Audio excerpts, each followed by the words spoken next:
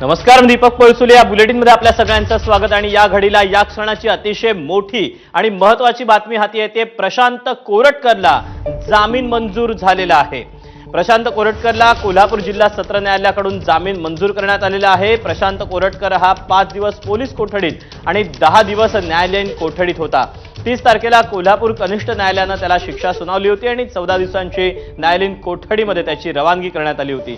त्यानंतर कोल्हापूर जिल्हा सत्र न्यायालयामध्ये त्यांनी जामिनासाठी अर्ज केलेला होता आणि कोल्हापूर जिल्हा सत्र न्यायालयानं त्याचा जामीन मंजूर केलेला आहे. अपडेट जाणून घेऊयात. विजय केसरकर आपल्यासोबत आहे. विजय, प्रशांत कोरटकरसाठी हा मोठा दिलासा म्हणावा लागेल, परंतु हा जामीन मंजूर करताना कोर्टानं काय नेमकं म्हटलंय, काय बजावलंय? दीपक, छत्रपती शिवाजी महाराजांचा अवमान करणाऱ्या प्रशांत कोरटकरला जामीन आहे तो मंजूर करण्यात आलेला आहे. कोल्हापूर जिल्हा सत्र न्यायालयाने हा जामीन मंजूर केला. एकूणच जर बघितलं तर 5 दिवस पोलीस कोठडीमध्ये आणि 10 दिवस न्यायालयीन कोठडीमध्ये प्रशांत कोरटकर होता. मात्र ज्यावेळी 2 दिवसांपूर्वी या संदर्भातली सगळी सुनावणी झाली त्याच्यानंतर आज कश्यप कोर्टानं हा निर्णय आहे तो दिलेला आहे. जामीन आहे तो मंजूर केलेला आहे.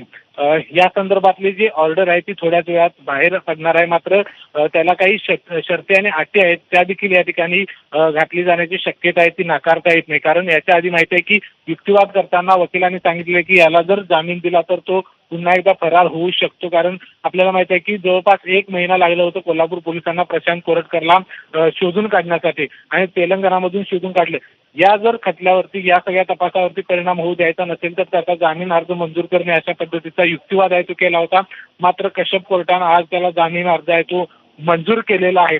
एकूणच जर बघितलं तर या संदर्भातली ऑर्डर आहे ती थोड्याच वेळात पूर्णपणे आपल्याला पाहायला मिळेल. त्याच्यातले जे काही नियम आणि अटी किंवा शर्ती त्याला जे घातलेले आहेत त्याची माहिती आहे ते आपल्याला या ठिकाणी मिळेल. मात्र आत्ताची सगळ्यात मोठी बातमी की प्रशांत कोरटकरला जामीन अर्ज आहे तो मंजूर झालेला आहे.